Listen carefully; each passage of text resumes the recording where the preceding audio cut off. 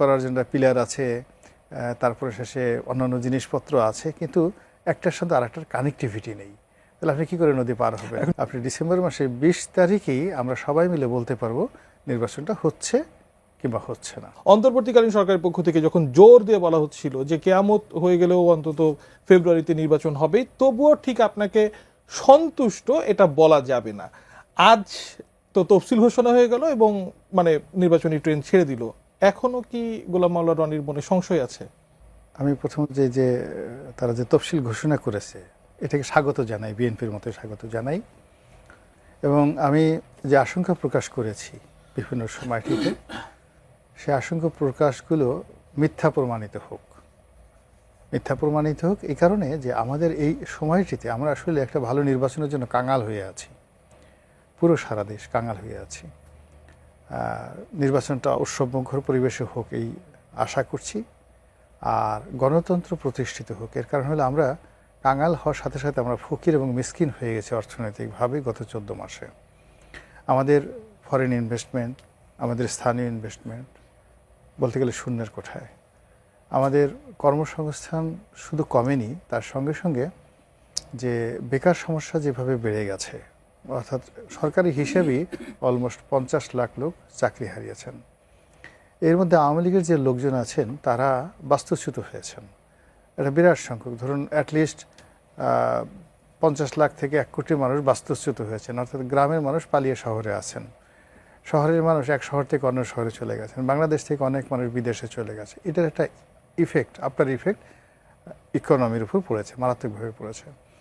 আর যেহেতু একটা দল কর্তৃত্ববাদী শাসন চালিয়েছে 15 বছর, সেই 15 বছরের কর্তৃত্ববাদী শাসনের ফলে পুরো অর্থনীতিটা 80% তাদের নিয়ন্ত্রণে ছিল। সেটা ব্যাংক, বিমা, লুট থেকে শুরু করে আন্ডারওয়ার্ল্ড থেকে শুরু করে চাঁদাবাজি থেকে শুরু করে যা কিছু, তারা যে জিনিসটি গড়ে তুলেছিল 15 বছর ধরে, অর্থনৈতিক সাম্রাজ্য, নেতিবাচক ইতিবাচক সব মিলিয়ে, সেই সাম্রাজ্যটা আসলে পরবর্তীতে ধসে পড়ে, 5ই আগস্টের পরে ধসে পড়ে। কিছু কিছু প্রতিষ্ঠান চালিয়ে রাখা হয়েছে, হয়তো কারো জামাতের সাহায্য লাগছে, কারো হয়তো বিএনপির সহযোগিতা লাগছে, কেউ হয়তো অতটা করাপ্টেড না, কিন্তু আগের মতো সেভাবে বুক কুচিয়ে চলতে পারছে না। ফলে 80% ইকোনমিটা, আওয়ামী লীগের যে 80% ইকোনমিটা, সেটা অর্ধেক জাস্ট 40%-এ চলে আসছে। আর অন্যদিকে বিএনপি তো দীর্ঘদিন যেহেতু ক্ষমতায় বাড়ে, তাদের আসলে এরকম ব্যবসা বাণিজ্য কিন্তু আওয়ামী লীগ শেষ করে দিয়েছিল।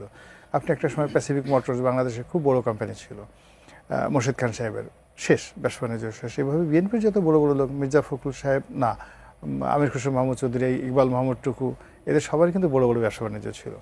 তো যার জন্য এই যে অর্থনীতির যে একটা টার্মাইল অবস্থা, সেই টার্মাইল অবস্থা থেকে যদি আমাদেরকে রক্ষা পেতে হয়, তাহলে অবশ্যই আমাদেরকে একটা গণতন্ত্র লাগবে, একটা নির্বাচন লাগবে, আদারওয়াইজ সেটা ট্রাস্ট অর্ডিন্যান্স আসছে না। This is one. তো এতক্ষণ আমি যেটা বললাম সেটা হলো যে আমার অভিমত নয়, আমার যেটাকে বলা হয় এক্সপেকটেশন, আমার আশাবাদ। এখন আপনি যদি প্র্যাকটিক্যাল যদি চিন্তা ভাবনা করেন, তাহলে আমাদের এই সমাজে এখন নির্বাচনের তফসিল ঘোষণা করা হয়েছে। এনসিপি বলছে যে এই নির্বাচন কমিশন নিরপেক্ষ নয়। আপনার এখানে তো দেখলাম যে নিরপেক্ষ নয়। 2 নম্বর হলো যে এখানে 2টো ভোট হচ্ছে। একটা ভোট হলো সেই হলো জুলাই সনদের স্বাক্ষর, তাই না, হানা ভোট যেটা। আরেকটা ভোট হলো জাতীয় নির্বাচন। এখন যে জুলাই সনদকে নিয়ে এত কিছু, সেই জুলাই সনদে কিন্তু এখনও পর্যন্ত এনসিপির জন্য মূলত জুলাই সনদ করা, তো সেই জুলাই সনদ এনসিপি এখনও পর্যন্ত স্বাক্ষর করেনি। এদিকে আজকে যেটা দেখলাম, সত্য মিথ্যা আমি জানি না, যে নির্বাচনের আগে ভোটার হওয়ার যে বিধানটা আছে, সেই বিধানটা সম্ভবত নতুন একটা অধ্যাদেশ তারা জারি করেছে। সেখানে তফসিল ঘোষণা করার পর আর নির্বাচন কমিশন কোনো নতুন ভোটার করতে পারবে না। ইফ ইট ইজ সো, জনাব তারেক রহমান সাহেব প্রার্থী হতে পারছেন না, প্রধানমন্ত্রী হতে পারছেন না, এখান তিনি তো এখন পর্যন্ত ভোটার হন। আমি বেসিক্যালি এই আলোচনাতে আপনার কাছে আসতে যাচ্ছিলাম, হয়তো বা পরবর্তী অংশেই। তাহলে কি আপনি এখন তো কনফিউজ, যেমনই হোক ভোট অন্তত 12 তারিখে হচ্ছে?